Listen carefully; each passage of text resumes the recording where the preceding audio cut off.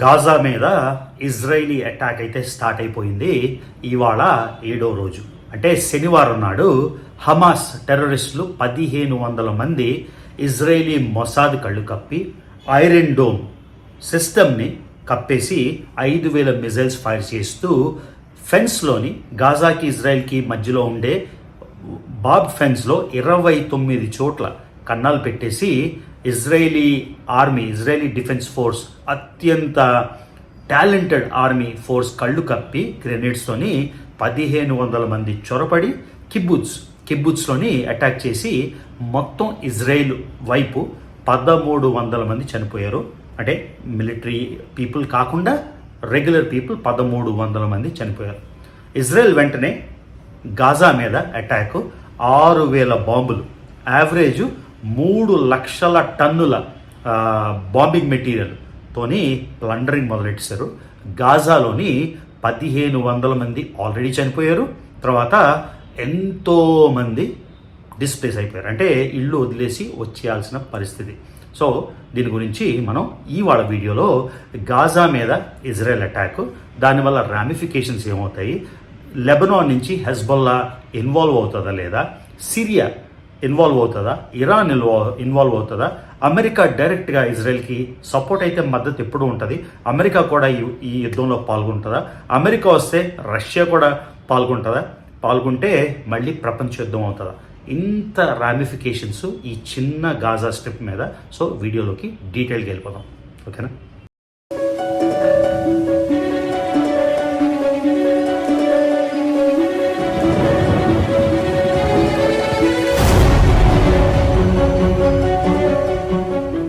Hello family, నేను మళ్ళీ మీ రవి. నిన్న video Israel and Gaza crisis మీద డీటెయిల్గా కొంచెం హిస్టారికల్ పర్స్పెక్టివ్ ఇచ్చేసి, ఎన్ని యుద్ధాలు ఇజ్రాయెల్ పోరాడుతుంది, మొత్తం 6 పెద్ద యుద్ధాలు పోరాడుతుంది, నిన్న అసలు గాజాలో ఏం జరిగింది, హమాస్ ఎలా అటాక్ చేసింది, ఇదంతా డీటెయిల్గా నాకున్న నాలెడ్జ్తోని చాలా న్యూట్రల్ పర్స్పెక్టివ్తో, ఇలాంటి పెద్ద ఇష్యూస్లోని ఒక సైడ్ మన బయాస్ లేకపోవడం ఇంపాసిబుల్. మనిషి అనేవాడు న్యూట్రల్గా ఉండడు, కొంచెమైనా అటో ఇటో బయాస్ ఉంటుంది.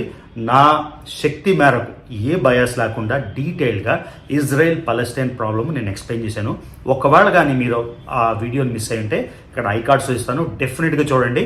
ఇది పార్ట్ 2 అని మీరు అనుకోండి. తర్వాత ఛానల్ ఇంకా సప్రెషన్ చేయబడుతుంది కాబట్టి ఈ వీడియోస్ రీచ్ అవ్వట్లేదు.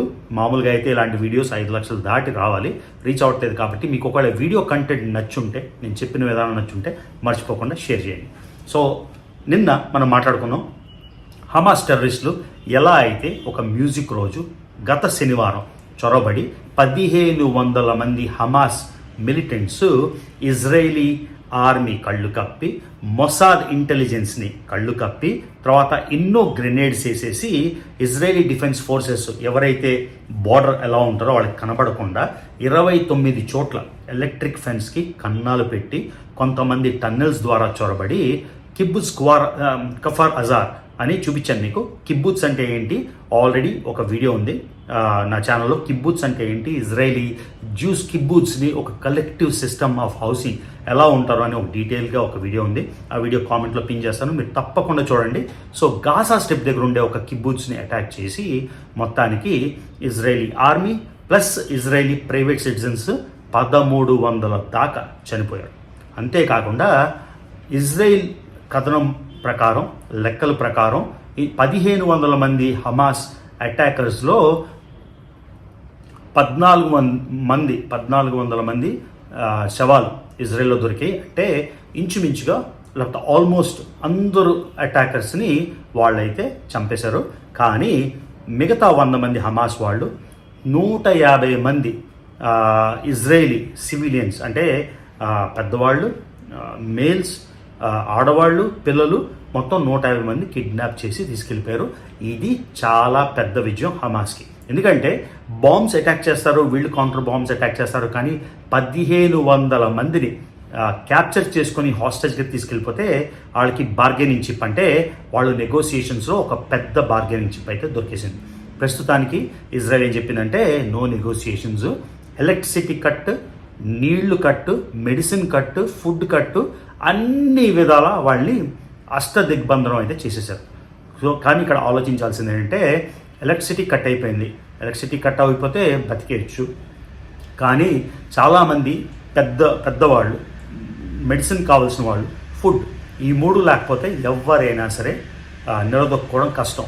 కానీ ఇజ్రాయెల్ ఏం చెప్పిందంటే ఈ 150 మంది హాస్టేజెస్ని రిలీజ్ చేసే వరకు ఎలక్ట్రిసిటీ కానీ, ఫుడ్ కానీ, మెడిసిన్ కానీ గాజాలోకి అలౌ చేయమని.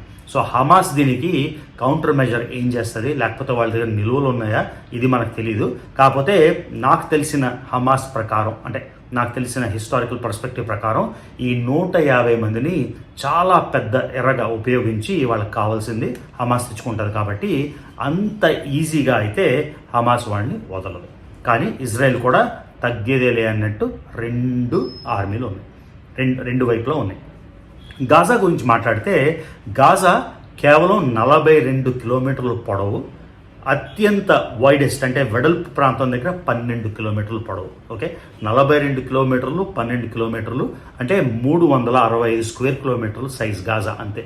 ఈ గాజా ఇంచుమించుగా అమెరికాలో వాషింగ్టన్ డీసీ, అంటే నేను ఎప్పుడైతే అక్కడ పనిచేసేవాడినో చాలాసార్లు వీడియో చేశాను, ఆ వాషింగ్టన్ డీసీ సైజు, లేకపోతే ఇండియాలోని రాజస్థాన్లో జైపూరో లేకపోతే లక్నో, హైదరాబాద్ కన్నా చిన్న ఏరియా, అంటే మనకి తెలుగు రాష్ట్రాలు కాబట్టి హైదరాబాద్ కన్నా చిన్న ప్రాంతం. కానీ ఈ గాజా అత్యంత డెన్స్లీ పాపులేటెడ్ ప్లేస్, అంటే దగ్గరగా 5 అంతస్తులు, 6 అంతస్తులు, 10 అంతస్తులు బిల్డింగ్లు, అపార్ట్మెంట్లు, లోపల ప్రజలు 21 లక్షల మంది కేవలం 42 కిలోమీటర్లు బై 12 కిలోమీటర్లు, 365 స్క్వేర్ కిలోమీటర్లు దీనిలో ఉంటారు. ఒకవేళ ఇజ్రాయెల్ గ్రౌండ్ ఇన్వేజన్కి దిగితే దానివల్ల ప్రాబ్లమ్స్ ఏంటి, దాని గురించి కూడా మాట్లాడదాం. సో ప్రస్తుతానికైతే ఇజ్రాయెల్ మీకు ఇంట్రడక్షన్లో చెప్పినట్టు 6,000 బాంబులు అఫీషియల్గా గాజా మీద వదిలేశారు. అంటే మొత్తం ఆ బాంబింగ్ మెటీరియల్ అయితే 3 లక్షల టన్నులు, 3 లక్షల కేజీల మొత్తానికి మ్యాసివ్ అటాక్. హమాస్ వాళ్ళ గవర్నమెంట్ కాబట్టి, కానీ హమాస్ని గాజా వాళ్ళు ఎన్నుకుంది 2006లో, 5 ఏళ్ళ టర్మ్ 2011కి అయిపోయింది, తర్వాత ఎలక్షన్ అవ్వలేదు. కాబట్టి నిజంగా గాజాలో ఉండే ప్రతి పౌరుడు హమాస్ని సపోర్ట్ చేస్తాడా లేదా అన్నది మనకు తెలియదు. ఇక్కడ మనం బయాస్ వదిలేసి, రిలీజియన్ డాగ్మా వదిలేసి రియలిస్టిక్గా మాట్లాడుకుందాం. మళ్ళీ మీకు నేను చెప్పినట్టు నేను అత్యంత న్యూట్రల్ పర్స్పెక్టివ్తో మాట్లాడతాను, కానీ నాకు కూడా కొంచెం బయాస్ ఉంటుంది. కాబట్టి మీ బయాస్ని మీరు కింద తెలపండి. నేను చెప్పిన దానిలో ఏమైనా మీకు తప్పు అనిపిస్తే డెఫినెట్గా పాయింట్అవుట్ చేయండి. సో ఇప్పుడు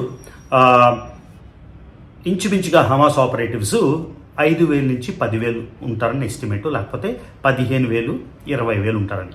20,000 మంది టెర్రరిస్టులు, నేను టెర్రరిస్ట్ని అంటాను హమాస్ని, ఎందుకంటే అమెరికా కానీ, కెనడా కానీ చాలా ఆర్గనైజేషన్స్ వాటిని టెర్రరిస్ట్గా ముద్రించారు. వాళ్ళైతే నేను ఫ్రీడమ్ ఫైటర్స్ అని డెఫినెట్గా వేరే దేశంలోకి చొచ్చుకొని ఇన్నోసెంట్ సివిలియన్స్ని చంపేసిన వాళ్ళని స్టేట్ స్పాన్సర్డ్ టెర్రరిజం అని కూడా అన్నాను.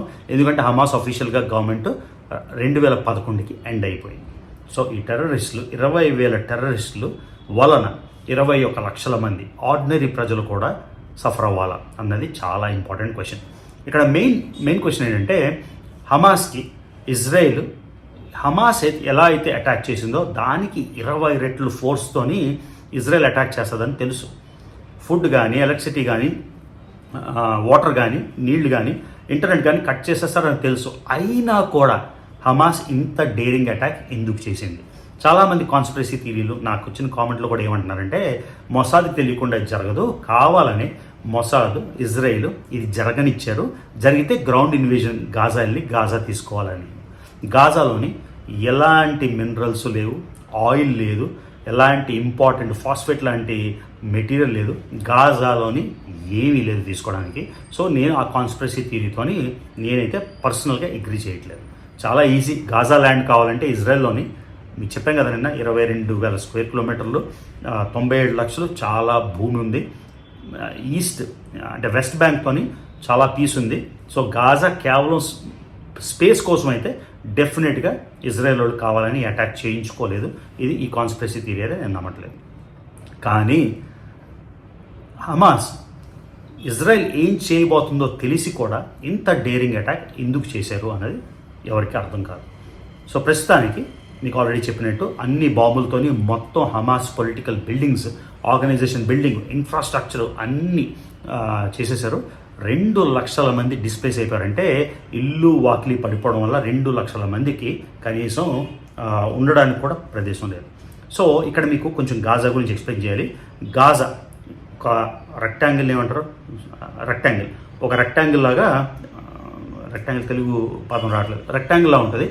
నార్త్లోని ఇజ్రాయెల్ బార్డర్, సౌత్లోని ఈజిప్ట్ బార్డర్. నార్త్ బార్డర్ ఇరేజ్ కంట్రోల్ అనుకుంటాను. అక్కడ మొత్తం ఇజ్రాయేలీ ట్రూప్స్ అయితే రెడీగా ఆర్మ్స్ మొత్తం ఏమంటారు ట్యాంక్స్ని పెట్టుకొని రెడీగా ఉన్నారు. మొత్తం హమాస్ రాకెట్స్ వస్తున్నవన్నీ నార్త్ గాజాలోని గాజా సిటీ, అదొక పెద్ద పట్టణం. గాజా సిటీ కింద ఎన్నో వందల టన్నెల్స్, ఈ టన్నెల్స్లోని ఉంటున్నారు. ఎందుకు గాజా సిటీలో ఉంటారంటే సివిలియన్ పాపులేషన్ మధ్యన ఒక మిలిటెంట్ మొత్తం మిలిటరీ ఆర్గనైజేషన్ లాగా, మిలిటరీ బేస్ లాగా ఉంటే ఏంటి ప్రాబ్లం?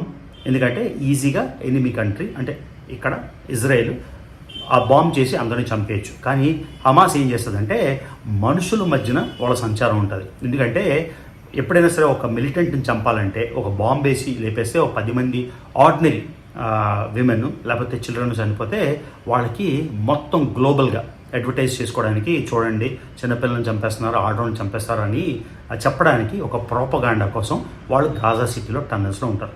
సో ఇజ్రాయెల్ అంత ఈజీగా ఈ హమాస్ 10,000 మంది, 15,000, 20,000 మందిని చంపడం ఈజీ కాదు. ఎందుకంటే ఒకవేళ 10,000 మందిని టన్నల్స్ కింద చంపాలంటే పైన లక్షలాది జనాన్ని చంపేయాలి. అప్పుడు ఇంటర్నేషనల్ బ్యాక్లాష్ ఇజ్రాయెల్ మీద వస్తుంది. మీరు ఎలా చంపేస్తున్నారో ఆర్డినరీ విమెన్. సో ఇజ్రాయెల్ ఏం చెప్పిందంటే గ్రౌండ్ అటాక్ అంటే ఇజ్రాయెల్కి 3,25,000 మంది రిజర్వ్ ఫోర్స్ ఉన్నారు. ఈ 3,25,000 మందిని తీసుకొచ్చి గాజాలోకి చొరబడి మిలిటెంట్ని చంపాలని ఇజ్రాయెల్ సంకల్పించింది. ఆల్రెడీ అమెరికాకి Benjamin Netanyahu Israeli prime minister ఈ మేరకి గ్రౌండ్ ఇన్వేజన్ ఈజ్ నెససరీ, తప్పకుండా చేయాలి అని. అమెరికా ఏం చెప్పిందంటే ఇక్కడ మీ నేషనల్ సెక్యూరిటీ, మీ నేషనల్ ప్రైడ్ కాదు, నేషనల్ సెక్యూరిటీ భిన్నంగా హమాస్ అటాక్ అయింది కాబట్టి లోపలికి చొరబడి ఇంటర్నేషనల్ లాని వైలేట్ చేసి వచ్చారు కాబట్టి ఏ స్టెప్ ఇజ్రాయెల్ తీసుకున్నా అమెరికా సపోర్ట్ చేశారని America's largest aircraft carrier already Mediterranean సముద్రంకి పంపించేసింది. ఓకే, సో ఇక్కడ ప్రాబ్లం ఏంటంటే గ్రౌండ్ అటాక్ జరిగినప్పుడు 1,00,000 మంది వెళ్తే హెవీ డెత్ టోల్. ఎందుకంటే ఆల్రెడీ వీళ్ళ దగ్గర ఉన్న drone grenades equipment already Hamas దగ్గర ఉంది.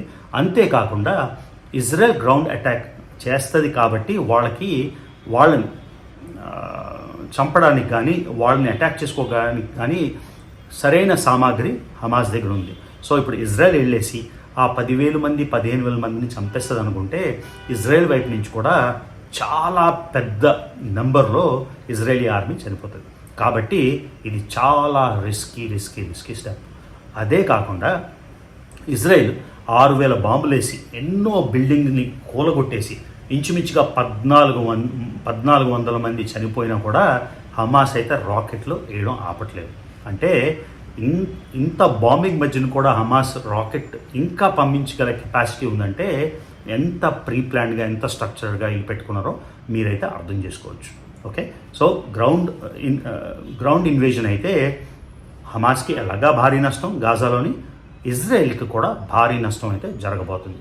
సో గాజా స్ట్రిప్ మళ్ళీ మీకు చెప్పాను కదా, నార్దర్న్ పార్ట్లో ఉండే గాజా సిటీ దగ్గర హమాస్ వాళ్ళు అందరూ ఉన్నారు. నిన్న ఇజ్రాయెల్ ఒక డిక్లరేషన్ ఇచ్చింది ఏమంటే మొత్తం గాజా కొంతమంది 21 లక్షలు అంటున్నారు, 23 లక్షలు అంటున్నారు, నాకు కరెక్ట్ నెంబర్ అయితే తెలియదు. పాపులేషన్ మధ్యలో 22 లక్షలు వేసుకున్నాం. 22 లక్షల్లోని 1.1 మిలియన్ అంటే 11 లక్షల మంది ఉత్తర గాజాలో ఉన్నారు. గాజా సిటీ ఏరియాలో ఈ 11 లక్షల మందిని 24 గంటల్లో గాజా సిటీని వదిలేసి వాళ్ళ సామాన్లతోని సౌత్లోని ఖాన్ యూనిస్ అని ఒక పెద్ద సిటీ ఉంది, సౌత్ ఆఫ్ గాజా స్ట్రిప్కి వచ్చామని చెప్పారు. ఎందుకంటే హమాస్ మిలిటెంట్స్ అందరూ నార్త్లో గాజా సిటీలో కింద టన్నెల్స్లో ఆ చుట్టుపక్కల ఉన్నారు కాబట్టి సివిలియన్స్ అంటే ఆర్డినరీ పీపుల్ అందరూ సౌత్కి వచ్చేస్తే ఇజ్రాయెల్ ముమ్మురంగా చాలా ఎక్కువ బాంబింగ్ చేసి వాళ్ళని చంపేద్దామని. సో యునైటెడ్ నేషన్స్ కానీ మిగతా ఫ్రెండ్లీ దేశాలు కానీ ఏం చెప్పారంటే 24 గంటల్లో 11 లక్షల మంది నార్త్ నుంచి సౌత్కి రావడం ఇంపాసిబుల్, కాబట్టి ఈ బాంబింగ్ ప్రయత్నాన్ని విరమించుకోమని యునైటెడ్ నేషన్స్ అయితే ఇజ్రాయెల్కి అపీల్ చేసింది. ఇజ్రాయేలీ ఫోర్సెస్ ఏమో పోతున్నది మీరు కాదు, సో మీ సజెషన్స్ కాకుండా మేము కరెక్ట్గా అనలైజ్ చేసుకొని మేమేం చేయాలో చేస్తామని ఇజ్రాయెల్ ఇప్పటికీ 24 గంటల్లో సివిలియన్స్ అందరినీ వెళ్ళిపోమని చెప్పింది. 24 గంటల్లో సివిలియన్స్ పెట్టే బేడ సర్దుకొని, పిల్లలతో సర్దుకొని, ముసలి వాళ్ళతో సర్దుకొని వెళ్ళడం ఇంపాసిబుల్.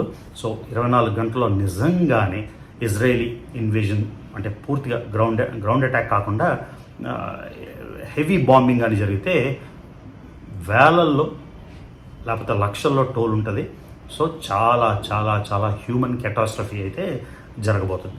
ఇప్పుడు దీనికి ఇంకో ఎలిమెంట్ ఏంటంటే ఇజ్రాయెల్ నిన్న సిరియాలోని డమాస్కస్, ఎలప్పో అంటే ఉత్తరాన ఉండే Aleppo actually biggest city, Damascus రెండో బిగ్గెస్ట్ సిటీ.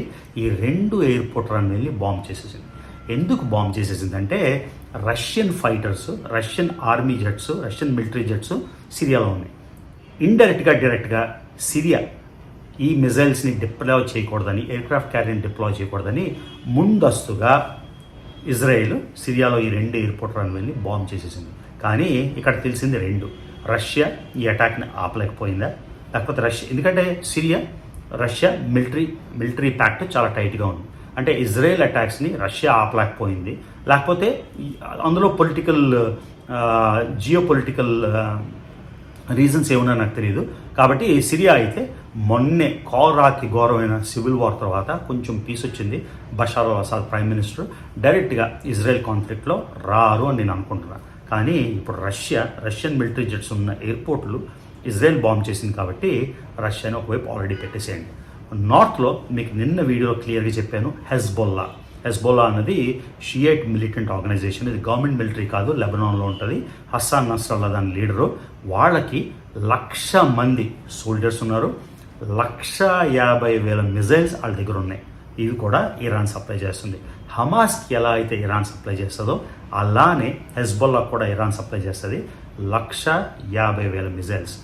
సో ఉత్తరం నుంచి, నార్త్ నుంచి ఒకవేళ హెజ్బొల్లా కూడా ఈ వార్లో ఇన్వాల్వ్ అయితే, హెజ్బొల్లా ఆల్రెడీ వార్నింగ్ ఇష్యూ ఏం చేసిందంటే ఒకవేళ ఇజ్రాయేలీ ట్రూప్స్ అంటే ఇజ్రాయేలీ మిలిటరీ గ్రౌండ్ ఇన్వేజన్ గాజాలోకి ఒకవేళ డైరెక్ట్గా వస్తే మేము కూడా ఈ వార్లో పార్టిసిపేట్ చేస్తాము అని. ఎందుకంటే గ్రౌండ్ ఇన్వేజన్ అయితే కేవలం హమాస్ మిలిటెంట్సే కాకుండా 10,000, 20,000, 30,000 ఇన్నోసెంట్ పీపుల్, తర్వాత లక్షల్లో ఇన్నోసెంట్ పీపుల్ చనిపోవచ్చు గాజా నుంచి. కాబట్టి మాకు మోరల్ రైట్ ఉంది వాళ్ళని ప్రొటెక్ట్ చేయడానికి. కాబట్టి మేము కూడా వార్లో దిగుతాము అని. వార్లో ఒకవేళ హెజ్బొల్లా దిగితే 1,00,000 మంది సోల్జర్స్ నార్త్ నుంచి అటాక్ చేస్తారు లెబనాన్లో. 1,50,000 మిజైల్స్ రాత్రి పగలు పడిపోతుంటే ఇజ్రాయేలీ డిఫెన్స్ సిస్టమ్ మొత్తం ఐరన్ డోమ్ కానీ లేకపోతే యాంటీ మిజైల్ సిస్టమ్ కానీ మొత్తం బిజీ అయిపోతుంది. సరిగ్గా గ్రౌండ్ వార్ చేయలేరు. కాబట్టి ఈ సమస్య చాలా చాలా కాంప్లికేటెడ్ అయితే అయిపోతుంది. కానీ ఇజ్రాయెల్ తగ్గేదిలే అన్నట్టు ఎట్టి పరిస్థితుల్లోని గ్రౌండ్ ఇన్వేజన్ చేసి ప్రతి హమాస్ మిలిటెంట్ని చంపేసి, ఎందుకంటే హమాస్ మిలిటెంట్స్ ఇవాళ వదిలేస్తే ఏదో కాంప్రమైజ్ అయ్యి ఇవాళ ఊరుకుంటారు, 6 నెలల తర్వాత మళ్ళీ మొదలెడతారు. మీకు నేను ఎక్స్ప్లెయిన్ చేశాను కదా, ఇజ్రాయెల్ మీద అరబ్స్ 1947-48-49లో వార్. పోనీ అది అయిపోయిందా అంటే మళ్ళీ 1956లో వార్. అది అయిపోయిందా అంటే మళ్ళీ 1967లో వార్. 67 వార్లోని మొత్తం ఈజిప్ట్లో 1/3 1/5 అనుకోండి సైనాయ్ పెనిన్సులా మొత్తం తీసేసుకున్నారు. సిరియా నుండి గోలాన్ హైట్స్ తీసేసుకున్నారు. జోర్డన్ నుంచి మొత్తం ఈస్ట్ జెరూసలం తీసేసుకున్నారు. అయినా కూడా 3 దేశాలు ఆగకుండా మళ్ళీ 1973లో అటాక్ చేశారు. 79లో క్యాంప్ డేవిడ్ అగ్రిమెంట్ అయ్యి పీస్ అయిపోయాక లెబనాన్ నుంచి మళ్ళీ 1982లో అటాక్, 2006లో అటాక్, గాజా నుంచి ఎప్పుడూ అటాక్స్ ఉంటూనే ఉంటాయి. సో ఇజ్రాయెల్ ఇప్పుడు ఏమనుకుందంటే ఇంత భారీ నష్టం జరిగింది కాబట్టి పూర్తిగా ఈ చెదని చంపేయాలి లేకపోతే తీసేయాలి. ఎందుకంటే చెద అన్నది ఉండిపోతుంటే మళ్ళీ మనకే ప్రాబ్లం అని వీళ్ళైతే ఫర్మ్గా డిసైడ్ అయి ఉన్నారు.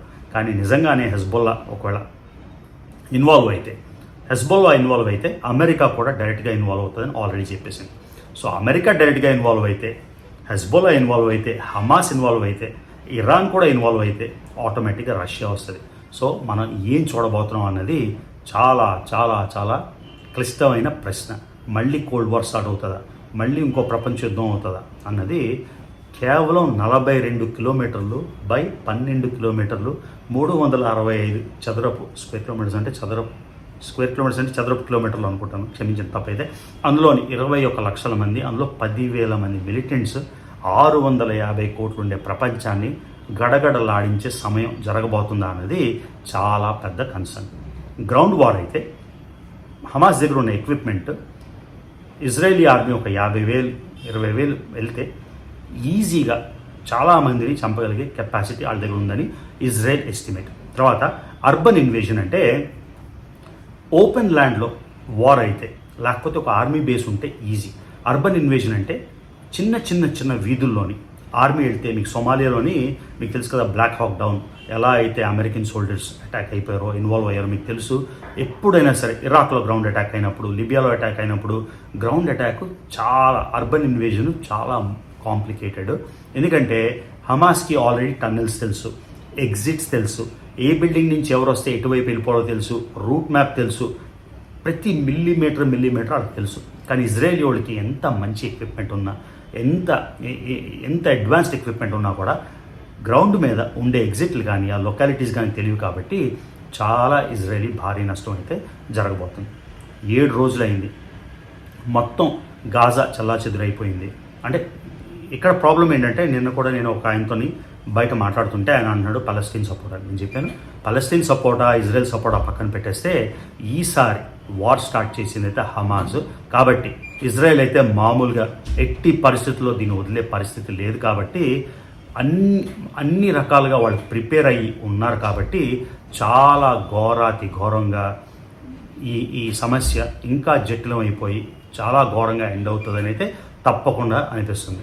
సో ఇంత కాంప్లికేటెడ్ సిచ్యువేషన్ని హమాస్ రేస్ చేసింది. కాబట్టి చాలామంది నన్ను అడుగుతారు, నువ్వు హమాస్ సపోర్టా, అలా పలస్తీన్ సపోర్టా, ఇజ్రాయెల్ సపోర్టా అంటే ఈ విషయంలో తప్పకుండా ఇజ్రాయెల్దే కరెక్ట్. ఇజ్రాయెల్నే నేను సపోర్ట్ చేస్తున్నాను. కానీ ఇజ్రాయెల్ ఎగ్జిస్టెన్స్ 1983లో లెజిటిమేట్గా ఫామ్ అయిన ఇజ్రాయెల్ ఎగ్జిస్టెన్స్ని చాలామంది అంటారు ఒట్టమన్ టర్క్స్ అప్పుడు ఏమైంది, పలస్టీనియన్స్ అక్కడి నుంచి వచ్చారు, జ్యూస్కి ప్రపంచం అంతా తగిలేస్తే హిట్లర్ టైంలోని వాళ్ళకి పలస్టీనియన్స్ ఆశ్రమం ఇచ్చారు. ఇవన్నీ కరెక్టే, పాయింట్లన్నీ కరెక్టే. కానీ 1948లో బ్రిటిష్ వాళ్ళు వెళ్ళిపోయినప్పుడు లెజిటిమేట్గా ఇజ్రాయెల్ అనే ఒక దేశం ఫార్మ్ అయింది. మనం చాలామంది చెప్తారు 1900లో అలా అయింది, 1700లో అలా అయింది. ఇజ్రాయలీస్, నేను మాట్లాడిన ఇజ్రాయెల్స్ జ్యూస్ ఏమంటారంటే 3000-4000 సంవత్సరాల క్రితం బైబిల్ ప్రకారం దేవుడు అంటే వాళ్ళు నమ్మే దేవుడు ఇలోహిం, యూదుల దేవుడు అంటే యాహవే యోహోవా, ఏ పేరైతే ఆ పేరు, వాళ్ళు ఆ ల్యాండ్ ఇచ్చారని. సో హిస్టరీలో మనం 100 ఏళ్ళు వెళ్తామా, 300 ఏళ్ళు వెళ్తామా, 1000 ఏళ్ళు వెళ్తామా, 2000 ఏళ్ళు వెళ్తామా, ఆ బేసిస్ మీద చూసుకుంటే ఎప్పటికీ ఏది కొలిక్కి రాదు. సో 1948లో లెజిటిమేట్గా ఫామ్ అయిన స్టేట్ని ఇంటర్నేషనల్ లా ప్రకారం యునైటెడ్ నేషన్స్ యాక్సెప్ట్ చేసింది. కాబట్టి మనం దాన్ని రెస్పెక్ట్ ఇవ్వాలి. ఆ టెరిటరీని వైలేట్ చేస్తే అందులోని టెర్రరిజంగా ఎట్టి పరిస్థితుల్లోని ఇలానే అటాక్ అవుతుంది. ఇప్పుడు రిపర్కషన్స్లోని ఇజ్రాయెల్ ఒక రెస్పాన్సిబుల్ గవర్నమెంట్, ఒక sensible government. Hamas non responsible government. Okay, so state వైపు ఇజ్రాయెల్కి ఎక్కువ రెస్పాన్సిబిలిటీ ఉంటుంది, హమాస్కి రెస్పాన్సిబిలిటీ ఉండదు. ఆ 15,000-10,000 మంది పని ఏంటంటే ఇజ్రాయెల్ని ఎలా చిన్నాభిన్నం చేయాలి, ఇజ్రాయెల్ ఆర్మీని ఎలా అటాక్ చేయాలి. మన వైపు నుంచి ఎంతమంది చచ్చిపోయినా పర్వాలేదు, కానీ ఇజ్రాయెల్ అలా కాదు కదా. సో ఇక్కడ హ్యూమన్ కెటాస్ట్రఫీ ఏంటంటే 15,000 మంది మిలిటెంట్స్ చేసిన దానికి 20 లక్షల మందిని మీరు సప్రెస్ చేస్తారా అంటే ఎంత కష్టాలు పడతారా. ఇది చాలా కాంప్లికేటెడ్ సమస్య. ఎందుకంటే నేను ఈ రూమ్లోని ఏసీ రూమ్లో కూర్చొని ఈ కెమెరా ముందు కూర్చొని మాట్లాడడం చాలా ఈజీ. సో ఇజ్రాయెల్కి మనం చెప్పేంత గొప్పలం కాదు, పలస్తీన్కి చెప్పేంత గొప్పలం కాదు. కాకపోతే 15,000 మంది మిలిటెంట్స్ వలన 20 లక్షల మందికి తిండి లేకుండా, నీళ్ళు లేకుండా, మెడిసిన్ లేకుండా ఒక హ్యూమనిటేరియన్ క్రైసిస్, డిజాస్టర్ని అలౌ చేస్తారా? ప్రపంచం అలా చూస్తూనే ఊరుకుంటుందా అన్నది ఒక ఇంపార్టెంట్ క్వశ్చన్. దీనికి సొల్యూషన్ ఏంటి అంటే, నాకు అంత ఈజీగా సొల్యూషన్ ఇచ్చేంత ఎక్స్పర్ట్ని అయితే డెఫినెట్గా ఇంకెక్కడ ఉండాల్సింది, డెఫినెట్గా నేను ఇవ్వలేను. కాకపోతే the right of Israel to exist అన్నది ఎవరు నో అని చెప్పే పరిస్థితి అది లేదు. ఇజ్రాయెల్ మీద ఎంత ఘాతుకమైన చర్య జరిగింది కాబట్టి కొలాటరల్ డ్యామేజ్గా జరుగుతుంది. కానీ దీన్ని ఎలా అవాయిడ్ చేయాలి అన్నది వరల్డ్ పవర్స్ పెద్ద వాళ్ళందరూ కలిసి ఉండాల్సిన విషయం. ఈ 15,000 మంది 20,000 మంది మిలిటెంట్స్ కిడ్నాప్ చేసిన 150ని ఎట్టి పరిస్థితుల్లో వాళ్ళు వదలరు. ఎందుకంటే వాళ్ళకి పోయేది ఏం లేదు అనే సిచ్యువేషన్ ఉన్నారు. గాజాలోని కనీసం నార్మల్ లివింగ్ కండిషన్స్ కూడా లేవు. ఎప్పుడు పడితే అప్పుడు బాంబులు పడిపోతుంటాయి, బిల్డింగ్లు పడిపోతుంటాయి, అన్ఎంప్లాయ్మెంట్ మ్యాసివ్, డబ్బులు, ఇన్ఫ్లేషను, ప్రైస్ హైక్ అంతా.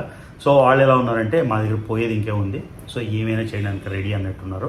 కాబట్టి ఈ సమస్య చాలా చాలా కాంప్లికేటెడ్ అయ్యి చాలా జటిలమయ్యి ఏమి ఎండ్ స్టేటస్ వస్తుందో తెలియని భయంలో ఉన్నా. ముందుకి ఎందుకు చూస్తున్నా అంటే ఎన్ని మినిట్స్ అయింది, మరీ పెద్దదైతే బోర్ కొడుతుందేమో అని. మొన్న హమాస్ అటాక్లో జరిగినప్పుడు 29 చిన్న టౌన్స్ని ఇజ్రాయెల్లో తీసుకున్నారంటే కేవలం వచ్చి 1000 మందిలో 1200 మందిలో చంపేయడం కాకుండా 29 చిన్న చిన్న హ్యూమన్ లొకాలిటీస్ని హమాస్ తీసుకున్నారు. వాళ్ళని ఫ్లష్ అవుట్ చేసి పంపించేశారు. తర్వాత ఎన్నో ఆర్మీ బేస్లు కూడా తీసుకున్నారని నేను చాలా రీసెర్చ్ చేసి నేను తెలుసుకున్నది. సో ఇజ్రాయెల్కి కొలాజల్ ఫెయిల్యూర్ అయితే అయిపోయింది. జరిగిందేదో జరిగిపోయింది. ఇప్పుడు ఇజ్రాయెల్ ఎలా దాన్ని రిడీమ్ చేసుకుంటుంది, ఈ 150 మందిని తీసుకురాగలరా? తర్వాత అమెరికా పౌరులు 22 మంది చనిపోయారు. అమెరికా కూడా లైట్ తీసుకోదు. అమెరికా అయితే ఫుల్ సపోర్ట్ ఇచ్చేసింది. సో ఇప్పుడు హెజ్బొల్లా ఇన్వాల్వ్ అవుతుందా, సిరియా ఇన్వాల్వ్ అవుతుందా, రష్యా ఇన్వాల్వ్ అవుతుందా?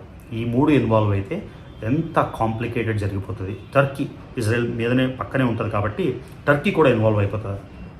ఇది గ్లోబల్ సమస్య అయిపోతుందా అని చాలామంది అరబ్ పవర్స్ అయితే డైరెక్ట్గా ఇన్వాల్వ్ అవ్వరని నేను అనుకుంటున్నాను. ఎందుకంటే జోర్డన్కి ఆల్రెడీ పీస్ ఉంది, ఇజ్రాయెల్కి ఆల్రెడీ పీస్ ఉంది. ఇంత ఇజ్రాయెల్కి జోర్డన్కి పీస్ ఉన్నప్పుడు వాళ్ళు డైరెక్ట్గా కానీ ఇండైరెక్ట్గా కానీ ఇన్వాల్వ్ అవ్వడానికి ఇష్టం లేదు. సౌదీ అరేబియా ఇంతకుముందు టోటల్గా ఇజ్రాయెల్కి యాంటీ అయినా కూడా ఇప్పుడు ఇజ్రాయెల్తోని పీస్ ఓవర్సెస్ చేసుకుంటుంది. అంతా నార్మలైజ్ అయిపోయి అరబ్ ఇజ్రాయెల్ డిస్ప్యూట్ ఒక కొలిక్కి వస్తుందన్న టైంలో హమాస్ ఇలా అటాక్ చేయడం నిజంగా జియో పాలిటిక్స్కే ఒక కాంప్లికేటెడ్ సమస్య అయితే వచ్చి పడింది. సో ఇంకా కొన్ని రోజులైతే మనం ఎదురు చూసి చూడాలి రెస్పాన్స్ ఎలా ఉంటుంది, హ్యూమన్ కెటాస్ట్రఫీ ఎలా ఉంటుంది. సో అంతవరకు అయితే ఇది నా మళ్ళీ నాన్ బయాస్ అనాలిసిస్. సో మీరేమనుకుంటున్నారో మీరు డెఫినెట్గా మీ కామెంట్స్ కింద షేర్ చేయండి. ఓకేనా గైస్? సో మర్చిపోకుండా ఇంకా రవి తెలుగు ట్రావెల్ ఛానల్ మీరు వాచ్ చేస్తున్నట్టయితే సబ్స్క్రైబ్ చేసుకోండి. సో వీడియోస్ లైక్ చేయండి, షేర్ చేయండి. See you in the next video.